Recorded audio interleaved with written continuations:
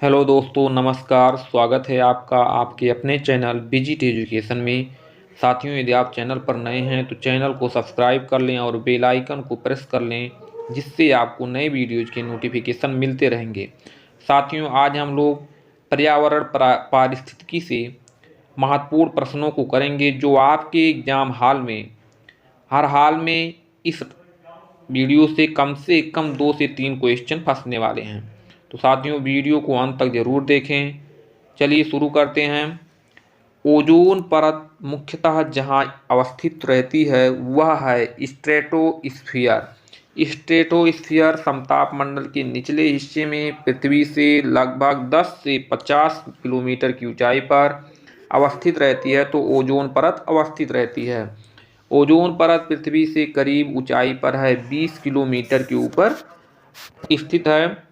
Chlorofluorocarbon के लिए सत्य नहीं है। यह ग्रीन हाउस प्रभाव में योगदान नहीं देती। तो ये गलत है साथियों, यह ग्रीन हाउस प्रभाव में योगदान देती है।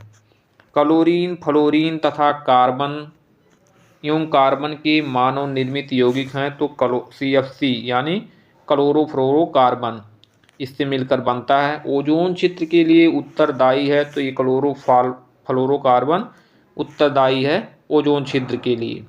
वायुमंडल में उपस्थित ओजोन द्वारा जो विकिरण अवशोषित किया जाता है वह है, तो ये पराबैंगनी विकिरण है। ऑक्सीजन के 3 परमाणुओं से मिलकर बनने वाली एक गैस है, तो ये ओजोन है। ऊपरी वायुमंडल में ओजोन परत के रूप में पृथ्वी एवं जीवन को बचाती है। तो अल्ट्रावायलेट किरणें पृथ्वी और जीवन को बचाती हैं। ओजोन परत मानव के लिए उपयोगी है, क्योंकि वह सूर्य की अल्ट्रावायलेट किरणों को पृथ्वी पर नहीं आने देती। ओजोन परत वायुमंडल में उपस्थित ओजोन परत अवशोषित करती है। तो ये अल्ट्रावायलेट किरणों यानी पराबैंगनी किरणों को अवशोषित करती है। सूर्य से आने वाला हानिकारक पराबैंगनी विकिरण हो सकता है त्वचीय कैंसर हो सकता है। अधिक समय तक सूर्य के पराबैंगनी विकिरण के शरीर पर पड़ने पर हो सकता है, तो DNA में आनुवंशिक उत्परिवर्तन हो सकता है। ओजोन परत संरक्षण दिवस मनाया जाता है, तो यह 16 सितंबर को मनाया जाता है। क्लोरीन, फ्लोरीन एवं ऑक्सीजन से बना मानव निर्मित गैसीय व द्रवीय पदार्थ है, जो कि रेफ्रिजरेटर तथा वातानुकूलित यंत्रों में शीतकारक के रूप में प्रयोग किया जाता है। तो ये क्लोरोफ्लोरोकार्बन यानी CFC का प्रयोग किया जाता है। वायुमंडल के ध्रुवीय भागों में ओजोन का निर्माण धीमी गति से होता है, अतः ओजोन के क्षरण का प्रभाव सर्वाधिक परिलक्षित होता है। तो ये ध्रुवों के ऊपर परिलक्षित होता है। ओजोन परत को सर्वाधिक नुकसान पहुंचाने वाला प्रदूषक है, तो ये क्लोरोफ्लोरोकार्बन यानी CFC है। वायुमंडल में जिसकी उपस्थिति से ओजोनोस्फीयर में ओजोन परत का क्षरण होता है, तो यह है क्लोरोफ्लोरोकार्बन। ओजोन परत की क्षीणता के लिए उत्तरदायी नहीं है, तो यह विलायक के रूप में प्रयुक्त मेथिल क्लोरोफॉर्म उत्तरदायी नहीं है। ओजोन परत की क्षीणता के लिए उत्तरदायी गैसें हैं, तो ये क्लोरोफ्लोरोकार्बन्स हैं। हाइड्रोजन्स के सभी तत्व साथियों, नाइट्रस ऑक्साइड, ट्राइक्लोरोएथिलीन, हाइलोजन 1211 और 1301। वह ग्रीन हाउस गैस जिसके द्वारा ट्रोपोस्फीयर में ओजोन प्रदूषण नहीं होता है, तो वह कार्बन मोनोऑक्साइड है। ओजोन छिद्र का निर्माण सर्वाधिक है, तो ये अंटार्कटिका के ऊपर है। मॉन्ट्रियल प्रोटोकॉल जिसके संरक्षण से संबंधित है, तो ये ओजोन परत के संरक्षण से संबंधित है। मॉन्ट्रियल प्रोटोकॉल 1 जनवरी 1989 से प्रभावी हुआ था, तो ये मॉन्ट्रियल प्रोटोकॉल प्रभावी हुआ था। मॉन्ट्रियल प्रोटोकॉल संबंधित है ओजोन परत के क्षय को रोकने से संबंधित है। मॉन्ट्रियल प्रोटोकॉल संबंधित है क्लोरोफ्लोरोकार्बन से संबंधित है। समताप मंडल में ओजोन के स्तर को प्राकृतिक रूप से विनियमित किया जाता है, तो नाइट्रोजन डाइऑक्साइड द्वारा विनियमित किया जाता है। ओजोन परत की मोटाई मौसम के हिसाब से बदलती रहती है। बसंत ऋतु में इसकी मोटाई सबसे ज़्यादा होती है तथा वर्षा ऋतु में रहती है, तो वर्षा ऋतु में इसकी मोटाई सबसे कम होती है। ओजोन परत को मापा जाता है तो ये डाल्टन इकाई डी यूनिट द्वारा मापा जाता है। 0 डिग्री सेंटीग्रेड तथा 1 एटम दाब पर शुद्ध ओजोन की 0.01 मिलीमीटर की मोटाई के बराबर होती है तो एक डाल्टन यूनिट 0.01 मिलीमीटर के बराबर होती है। क्लोरोफ्लोरोकार्बन जो ओजोन ह्रासक पदार्थों के रूप में चर्चित है उनका प्रयोग होता है तो ये सुघट्य फोम के निर्माण में, एरोसॉल कैन में दाबकारी एजेंट के रूप में तथा कुछ विशिष्ट इलेक्ट्रॉनिक अवयवों की सफाई करने में होता है। एक अत्यधिक अस्थायी यौगिक जो वायुमंडल में 80 से 100 वर्षों तक बना रह सकता है तो ये क्लोरोफ्लोरोकार्बन है। क्लोरोफ्लोरोकार्बन, हैलोजन तथा कार्बन टेट्राक्लोराइड तीनों ही पदार्थ हैं तो ये ओजोन रिक्तकारक हैं। CFC यानी क्लोरोफ्लोरोकार्बन, हैलोजन तथा अन्य ओजोन रिक्तीकरण रसायनों जैसे कार्बन टेट्राक्लोराइड CCl4 होता है, इसका सूत्र दो साथियों CCl4 कार्बन टेट्राक्लोराइड के उत्पादन पर रोक लगाई है तो मॉन्ट्रियल प्रोटोकॉल के अनुसार रोक लगाई गई है। अंटार्कटिका क्षेत्र में ओजोन छिद्र का बनना चिंता का विषय है। इस छिद्र के बनने का संभावित कारण है तो ये है विशिष्ट ध्रुवीय वाताग्र तथा समताप मंडलीय बादलों की उपस्थिति तथा क्लोरोफ्लोरोकार्बन का अंतर्वाह। ऐसा माध्यम जहां क्लोरीन यौगिक ओजोन परत का विनाश करने वाले क्लोरीन कणों में परिवर्तित हो जाता है, ध्रुवीय समताप मंडलीय बादल में परिवर्तित हो जाता है।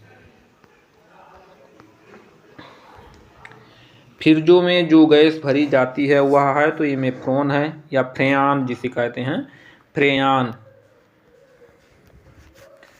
प्रशीतक के रूप में बड़े यंत्रों में प्रयुक्त होती है तो ये अमोनिया का प्रयोग होता है। सर्वप्रथम 1985 में टोटल ओजोन मैपिंग स्पेक्ट्रोमीटर की मदद से अंटार्कटिका के ऊपर ओजोन छिद्र का पता लगाया था तो ब्रिटिश दल ने यह पता लगाया था। तिब्बत पठार के ऊपर वर्ष 2005 में ओजोन आभा मंडल हैलोजन का पता लगाया तो GW केंट मूर ने लगाया था। मनुष्यों में खांसी, सीने में दर्द उत्पन्न करने के साथ साथ फेफड़ों को भी क्षति पहुंचा सकता है तो ये O3 यानी ओजोन का उच्च सांद्रण क्षति पहुंचा सकता है। कथन ये है ओजोन जैविक जीवन के लिए परमावश्यक है।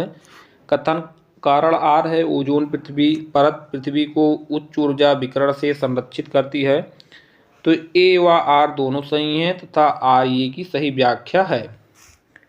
सूर्य के उच्च आवृत्ति के पराबैंगनी प्रकाश की 93 से 99% मात्रा अवशोषित कर लेती है जो पृथ्वी पर जीवन के लिए हानिकारक है तो ये ओजोन परत है। ओजोन का अवक्षय करने के लिए वाले पदार्थों के प्रयोग पर नियंत्रण करने और उन्हें चरणबद्ध रूप से प्रयोग बाह्य करने फेजिंग आउट के मुद्दे से संबद्ध है तो ये मॉन्ट्रियल प्रोटोकॉल संबद्ध है। अगला टॉपिक है साथियों वन्य एवं वन्यजीव अभ्यारण्य। वन्यजीव के बारे में चमोली के रैनी गांव में वन कटाई के विरोध में आंदोलन चलाया गया। गौरा देवी के नेतृत्व में आंदोलन चलाया गया था। जिस पारिस्थितिकीय तंत्र में पौधों का जैविक पदार्थ अधिकतम है वह है उष्णकटिबंधीय वर्षा वन। अधिकतम पादप विविधता पाई जाती है तो उष्णकटिबंधीय सदाबहार वनों में पाई जाती है। यदि हम घड़ियाल को उनके प्राकृतिक आवास में देखना चाहते हैं तो जिस स्थान पर जाना सही होगा वह है तो चंबल नदी। भारत में यदि कछुए की एक जाति को वन्य जीव संरक्षण अधिनियम 1972 की सूची 1 के अंतर्गत संरक्षित घोषित किया गया हो तो वह इसका निहितार्थ है इसके संरक्षण पर वही स्तर प्राप्त है जैसा कि बाघ को। वन्य जीव सुरक्षा अधिनियम 1972 के अनुसार किसी व्यक्ति द्वारा विधि द्वारा किए गए कतिपय उपबंधों के अधीन होने के सिवाय जिस प्राणी का शिकार नहीं किया जा सकता है वह है घड़ियाल, भारतीय जंगली गधा एवं जंगली भैंस। जलवायु के प्रमुख घटक जो झारखंड राज्य के वन के क्षेत्र की जलवायु को प्रभावित कर रहे हैं तो ये जंगल की आग है। झारखंड राज्य के जंगलों को सुरक्षित वन के रूप में वर्गीकृत करने का उद्देश्य है। बिना अनुमति सभी गतिविधियों पर प्रतिबंध। भारत का वह राज्य जहां सर्वप्रथम मुख्यमंत्री जन वन योजना का प्रारंभ किया गया था तो वह झारखंड था। सदाबहार वन पाए जाते हैं तो पश्चिमी घाट में पाए जाते हैं। उत्तर पूर्व भारत में अंडमान व निकोबार द्वीप समूह के 200 सेंटीमीटर से अधिक औसत वर्षा वाले क्षेत्रों में पाया जाता है तो उष्णकटिबंधीय सदाबहार वनों का विस्तार पाया जाता है। विषुवतीय वनों की अद्वितीय विशेषताएं हैं। ऊंचे घने वृक्षों की विद्यमानता, जिनके किरीट निरंतर वितान बनाते हैं, बहुत सी जातियों का सहअस्तित्व हो, अधिपादपों की असंख्य किस्मों की विद्यमानता हो। विषुवतीय वन ऐसे उष्णकटिबंधीय क्षेत्रों में मिलते हैं जहां वर्षा होती है 200 सेंटीमीटर से अधिक जहां वर्षा होती है। विश्व भर की लगभग 80% जैव विविधता पाई जाती है तो विषुवतीय वनों में पाई जाती है। भारत में उपयुक्त पारिस्थितिकी संतुलन बनाए रखने के लिए वनाच्छादन हेतु न्यूनतम संस्तुति भूमि क्षेत्र है 33% क्षेत्र है। राष्ट्रीय वन नीति में भारत के कुल भौगोलिक क्षेत्र के जितने % पर वन रखने का लक्ष्य है वह है 1/3। राष्ट्रीय वन नीति 1992 के अनुसार जो वन का संवर्ग नहीं है वह राष्ट्रीय उद्यान संवर्ग नहीं है। वनों को वर्गीकृत किया गया है तो ये संरक्षित वन, राष्ट्रीय वन, ग्राम वन व वृक्ष भूमि के रूप में किया गया है। तो कब किया गया है? राष्ट्रीय वन नीति 1992 के अनुसार इनको संरक्षित किया गया है, वह वर्गीकृत किया गया। देहरादून स्थित भारतीय वन सर्वेक्षण विभाग उपग्रह चित्रण के माध्यम से वन स्थिति रिपोर्ट जारी करता है। तो प्रत्येक 2 वर्ष पर भारतीय वन सर्वेक्षण विभाग जारी करता है वन स्थिति रिपोर्ट को। भारत में निर्वनीकरण का प्रवाह नहीं है तो नगरीकरण निर्वनीकरण का प्रभाव नहीं है। जो एक बार उपयोग होने के बाद पुनः उपयोग में लाए जा सकते हैं वो नवीकरणीय संसाधन हैं। वनों से पर्यावरण की गुणवत्ता बढ़ती है क्योंकि वन पर्यावरण से कार्बन डाइऑक्साइड का अवशोषण कर मुक्त करते हैं तो ये ऑक्सीजन है। विकास के चरण के आधार पर प्राकृतिक संसाधनों को निम्न समूहों में विभाजित किया जा सकता है। एक है संभाव्य साधन, वास्तविक संसाधन, आरक्षित संसाधन, स्टॉक संसाधन।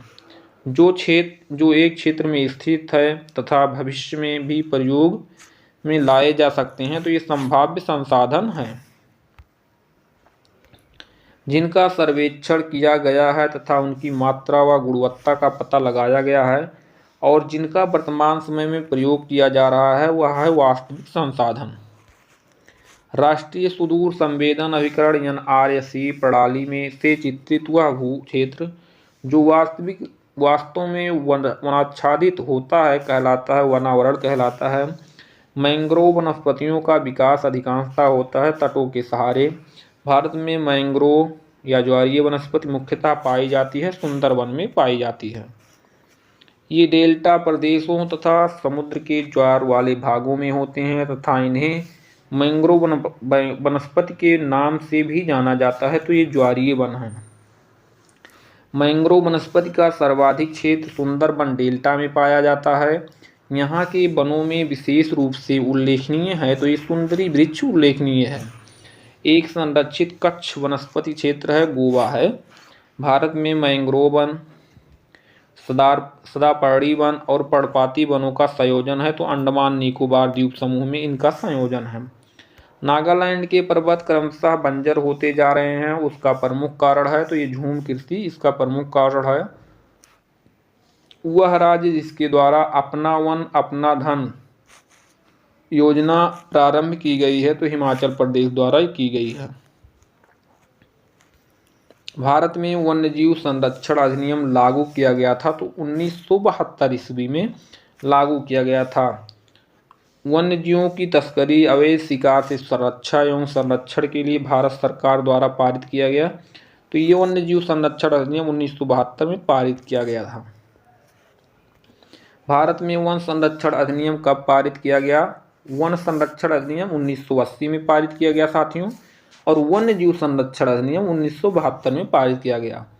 अंतर को समझिएगा। भारत में वन संरक्षण अधिनियम 1980 लागू होने की तिथि ये 25 अक्टूबर 1980 थी। भारत में वन्य जीव संस्थान स्थित है देहरादून में, और वन अनुसंधान संस्थान स्थापित है तो ये भी देहरादून में। वन अनुसंधान संस्थान की स्थापना उत्तराखंड के देहरादून जिले में की गई थी, तो ये 1906 में की गई थी। पर्यावरण से संबंधित है तो विज्ञान और पर्यावरण केंद्र, भारतीय वनस्पति सर्वेक्षण संस्थान, भारतीय वन्यजीव संस्थान से संबंधित है। विज्ञान और प्रौद्योगिकी विभाग के अधीन राष्ट्रीय सर्वेक्षण और मानचित्रण के लिए भारत सरकार का एक प्राचीनतम विभाग है, तो ये भारतीय सर्वेक्षण विभाग है। J.R.V. अल्फ्रेड की पुस्तक फानल डाइवर्सिटी इन इंडिया के अनुसार विश्व के कुल जंतु प्रजातियों की संख्या भारत में पाया जाता है तो 7.28% भाग पाया जाता है। भारत की सबसे बड़ी मछली तो ये व्हेल शार्क है। वह भारत की ही नहीं पूरे विश्व की सबसे बड़ी मछली है तथा यह 50 फुट तक लंबी हो सकती है, तो ये व्हेल शार्क है। World wild life fund WWF का प्रतीक जानवर है तो जायंट पांडा है इसका प्रतीक। इसका वैज्ञानिक नाम एर्लुपोडा मिलेनक्युआ इसका निवास स्थान मुख्यतः शीतोष्ण चौड़ी पत्ती वाले और मिश्रित वनों में मिलता है, तो ये जायंट पांडा मिलता है। गैवियलिस घड़ियाल बहुतायत में पाया जाता है तो गंगा में। घड़ियाल एक प्रजाति है, मगरमच्छ कुल की प्रजाति है। भारत में पाए जाने वाले मगरमच्छ तथा हाथी हैं तो संकटापन्न प्रजातियां हैं। चिपको आंदोलन मूल रूप से विरुद्ध था, वन कटाई के विरुद्ध था। चिपको आंदोलन का नेता माना जाता है तो सुंदरलाल बहुगुणा को माना जाता है। देश भर में वनों के विनाश के विरुद्ध हुए संगठित प्रतिरोध को चिपको आंदोलन का नाम दिया गया था। 1970 के दशक में दिया गया था। चिपको आंदोलन के प्रणेता हैं तो चंडी प्रसाद भट्ट। भारत में वन्यजीव सप्ताह मनाया जाता है तो 2 से 8 अक्टूबर के मध्य मनाया जाता है। विश्व संयुक्त राष्ट्र महासभा के 68वें वार्षिक सत्र के दौरान प्रतिवर्ष विश्व वन्यजीव दिवस के रूप में मनाने का निर्णय लिया गया। 3 मार्च को पगमार तकनीक का प्रयोग किया जाता है। विश्व वन्य जंतुओं की जनसंख्या के आकलन के लिए किया जाता है। वन ह्रास का मुख्य कारण है औद्योगिक विकास। राजीव गांधी वन्य जीव संरक्षण पुरस्कार दिया जाता है तो ये शैक्षिक तथा शोध संस्थाओं एवं वन्य जीव अधिकारियों तथा वन्य जीव संरक्षकों को दिया जाता है। National bureau of plant genetics resource स्थित है तो ये नई दिल्ली में स्थित है। पेड़ पौधों एवं जंतुओं की सर्वाधिक विशेषता है उष्णकटिबंधीय आर्द्र वन की विशेषता है। भारत में वन प्रारूप जिसमें सागौन टीक एक प्रभावी वृक्ष स्पीशीज है। उष्णकटिबंधीय आर्द्र पर्णपाती वन है। उष्णकटिबंधीय आर्द्र पर्णपाती वन ऐसे क्षेत्र में पाए जाते हैं जहां वर्षा होती है 100 सेंटीमीटर से 200 सेंटीमीटर के मध्य। बांस, शीशम, चंदन इत्यादि अन्य व्यावसायिक रूप से महत्वपूर्ण वृक्ष प्रजातियां पाई जाती हैं तो उष्णकटिबंधीय आर्द्र पर्णपाती वन में पाई जाती हैं। ये चौड़ी पत्तियों वाले नमी युक्त वन हैं जो दक्षिण अमेरिका के अमेजन बेसिन के एक बड़े भूभाग पर फैले हैं तो अमेजन वर्षा वन है। अमेजन वर्षा वन पृथ्वी ग्रह के फेफड़ों के रूप में जाना जाता है क्योंकि इनकी वनस्पति लगातार कार्बन डाइऑक्साइड को अवशोषित कर मुक्त करती रहती है तो ऑक्सीजन को मुक्त करती रहती है। पृथ्वी की 20% से अधिक ऑक्सीजन उत्पादित होती है तो अमेजन वर्षा वनों द्वारा उत्पादित होती है। वह महाद्वीप जिसमें उष्णकटिबंधीय पर्णपाती वनों का विस्तार अधिक है तो एशिया महाद्वीप है। मानसूनी वन कहते हैं तो उष्णकटिबंधीय पर्णपाती वनों को मानसूनी वन कहते हैं। समाचारों में कभी कभी दिखाई देने वाले रैंड सैंडर्स तो ये दो साथियों दक्षिण भारत के एक भाग में पाई जाने वाली एक वृक्ष की प्रजाति है। अमृता देवी पुरस्कार दिया जाता है वन एवं वन्य जीवों की सुरक्षा के लिए दिया जाता है। विश्व बाघ शिखर सम्मेलन 2010 आयोजित किया गया था, तो पीटर्सबर्ग में किया गया था। विश्व का प्रथम बाघ शिखर सम्मेलन टाइगर समिट सेंट पीटर्सबर्ग रूस में आयोजित किया गया था, तो 21 से 24 नवंबर 2010 के मध्य किया गया था। नेपाल व भारत में वन्यजीव संरक्षण प्रयासों के रूप में सेब नामक एक नया संगठन प्रारंभ किया गया। सेब का उद्देश्य है संरक्षण करना, टाइगर का संरक्षण करना इसका उद्देश्य था। टाइगर के खाल का प्रयोग आसन लगाने एवं सौंदर्यीकरण के लिए किया जाता है। तिब्बती बौद्धों के द्वारा ये किया जाता है। यदि आप हिमालय से होकर यात्रा करते हैं तो आपको वहाँ जिन पादपों को प्राकृतिक रूप से उगते हुए देखने की संभावना है, तो बाज और भ्रूण की दिखने की संभावना है। चीड़ इन वनों का मुख्य वृक्ष है, परंतु अधिक आर्द्रता वाले भागों में बांज या ओक जैसी चौड़ी पत्तियों वाले वृक्ष देखे जाते हैं, तो उपोष्ण कटिबंधीय वन में देखे जाते हैं। प्रत्येक वर्ष कतिपय विशिष्ट समुदाय जनजाति पारिस्थितिकी रूप में महत्वपूर्ण मास भर चलने वाली अभियान या त्यौहार के दौरान फलदार वृक्षों की पौधों का रोपण करते हैं। वे समुदाय जनजाति हैं गोंड या कोरकू समुदाय के लोग हैं। भारत के एक विशेष क्षेत्र में स्थानीय लोग जीवित वृक्षों की जड़ों का अनुवर्धन कर इन्हें जलधारा के आर पार सुदृढ़ पुलों में रूपांतरित कर देते हैं। जैसे जैसे समय गुजरता है ये पुल और अधिक मजबूत होते जाते हैं। ये अनोखे जीवित जड़ पुल पाए जाते हैं तो मेघालय में पाए जाते हैं।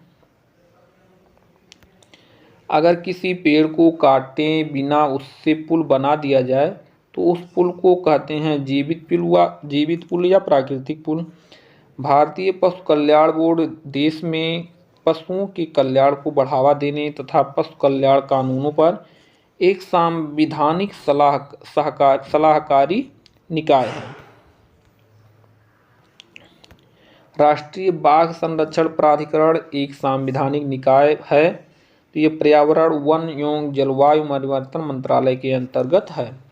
भारत की पहली राष्ट्रीय वन नीति प्रकाशित की गई तो 1894 में प्रकाशित की गई थी। स्वतंत्र भारत की पहली राष्ट्रीय वन नीति तैयार हुई तो 1952 में। देश के 1/3 तथा 33.33% क्षेत्र में, पहाड़ी क्षेत्रों में 2/3 तथा 66.67% क्षेत्र में वन तथा वृक्षावरण होने की आवश्यक है। राष्ट्रीय वन नीति 1988 के अनुसार आवश्यक है। जिनका वृक्ष छत्र घनत्व 70% से अधिक होता है वो अति सघन वन के अंतर्गत आते हैं। जिसका वृक्ष छत्र घनत्व 40 से 70% के बीच होता है ये मध्यम सघन वन के अंतर्गत आते हैं। जिनका वृक्ष छत्र घनत्व 10 से 40% के मध्य होते हैं ये खुले वन क्षेत्र के अंतर्गत आते हैं। 10% से कम वृक्ष छत्र घनत्व वाली निम्न स्तरीय वन भूमि को वनावरण में शामिल नहीं किया जाता तथा इन्हें रखते हैं तो झाड़ी की श्रेणी में रखते हैं।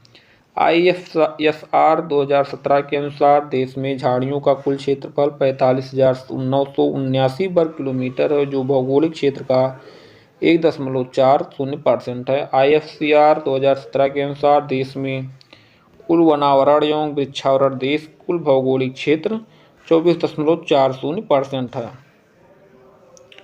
सर्वाधिक वनावरण प्रतिशत वाला राज्य संघीय क्षेत्र है तो ये लक्षद्वीप है।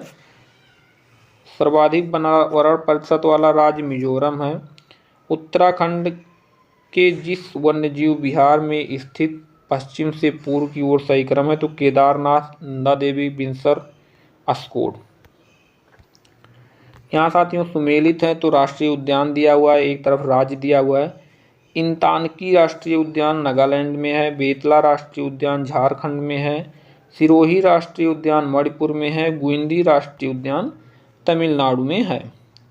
MSTR स्ट्रिप्स शब्द कभी कभी समाचारों में जिस संदर्भ में देखा जाता है वह है तो बाघ अभयारण्यों का रखरखाव के लिए है। हाल ही में कुछ शेरों को गुजरात के उन प्राकृतिक आवास से जिस एक स्थल पर स्थानांतरित किए जाने का प्रस्ताव है वह है कुनो पालपुर वन्यजीव अभयारण्य। पारिस्थितिकी दृष्टिकोण से पूर्वी घाटों और पश्चिमी घाटों के बीच एक अच्छा संपर्क होने के रूप में जिसका महत्व अधिक है वह है सत्यमंगलम बाघ आरक्षित क्षेत्र। झारखंड ने राज्य के विभिन्न वन्यजीव अभयारण्यों में वन्यजीव प्रबंधन योजना शुरू की है तो 10 वर्ष की अवधि के लिए शुरू की है। महुआ अंडार अभयारण्य झारखंड के जिस जिले में है वह है लातेहार। अंतर्राष्ट्रीय टाइगर दिवस मनाया जाता है 29 जुलाई को। भारत के अधिकांश वन्यजीव संरक्षित क्षेत्र घिरे हुए हैं, घने जंगलों से घिरे हुए हैं। भारत में आज ऐसे कितने राष्ट्रीय उद्यान हैं जिन्हें देश के वन्यजीव प्राणियों की सुरक्षा के लिए बनाया गया है? 103। सरकार की बाघ परियोजना का उद्देश्य है भारत में बाघ को समाप्त होने से बचाना। भारतीय टाइगरों को बचाने के लिए प्रोजेक्ट टाइगर प्रारंभ किया गया तो वर्ष 1973 में प्रारंभ किया गया था। भारत का राष्ट्रीय जैविक उद्यान स्थित है नई दिल्ली में स्थित है। भारत में स्थापित पहला राष्ट्रीय उद्यान था तो जिम कॉर्बेट राष्ट्रीय उद्यान था। राजीव गांधी नेशनल पार्क स्थित है तो कर्नाटक में स्थित है। पेरियार गेम अभयारण्य प्रसिद्ध है जंगली हाथियों के लिए। बेतला राष्ट्रीय पार्क की स्थापना 1986 में हुई थी। तत्कालीन बिहार वर्तमान में झारखंड में है बेतला राष्ट्रीय पार्क। उत्तर प्रदेश के प्रश्नगत पक्षी बिहारों का सुमेल सही प्रकार है तो पक्षी बिहार दिया हुआ जिला नवाबगंज पक्षी बिहार उन्नाव में है। ओखला पक्षी बिहार ग्रेटर नोएडा में है। समस्तपुर पक्षी बिहार रायबरेली में है। पार्वती आरंगा पक्षी बिहार जयप्रकाश नगर गोंडा में है। साइबेरियन सारस के लिए आदर्श प्राकृतिक निवास है राजस्थान है। राष्ट्रीय उद्यान दिया हुआ राज्य राजाजी राष्ट्रीय उद्यान उत्तराखंड में है। पिन वैली राष्ट्रीय उद्यान या पिन घाटी राष्ट्रीय उद्यान हिमाचल प्रदेश के लाहौल एवं स्पीति जिले में है।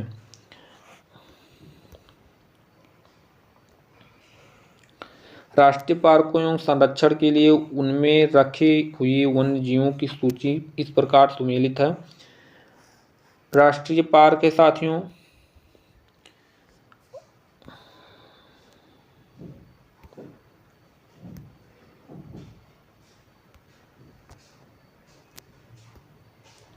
बांदीपुर राष्ट्रीय पार्क राष्ट्रीय उद्यान बाघ अभयारण्य है।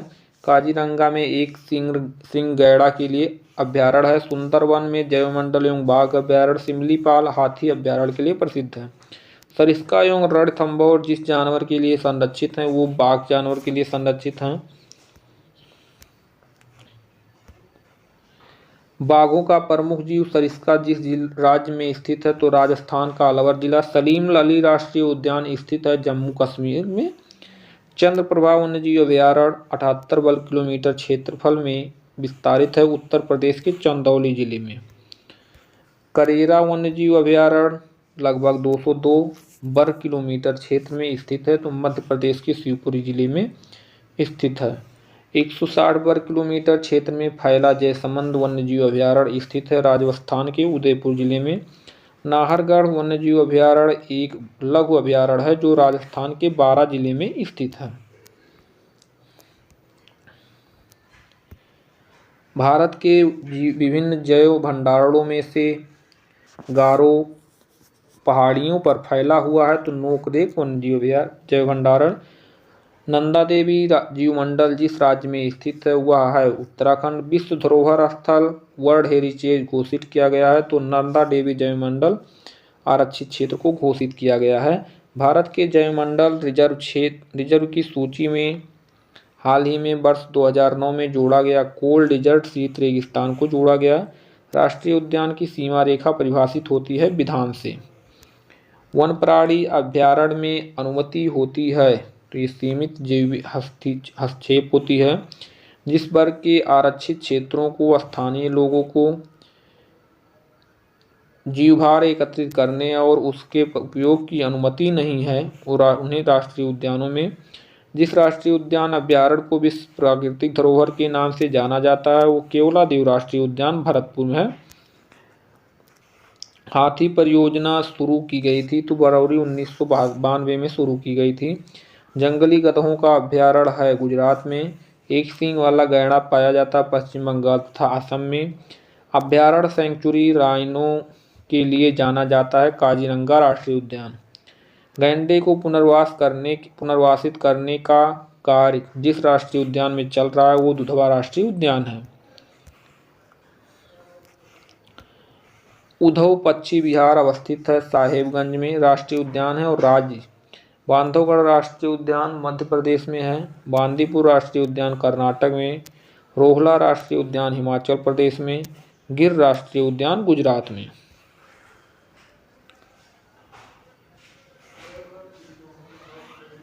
उत्तर प्रदेश, राजस्थान, मध्य प्रदेश व पश्चिम बंगाल में से सर्वाधिक संख्या में वन्यजीव अभ्यारण्य नेशनल पार्क और अभ्यारण्य है तो सबसे अधिक मध्य प्रदेश में है। साथियों ये वीडियो पसंद आया होगा तो लाइक शेयर सब्सक्राइब जरूर करें और अपने दोस्तों के साथ शेयर करें। धन्यवाद।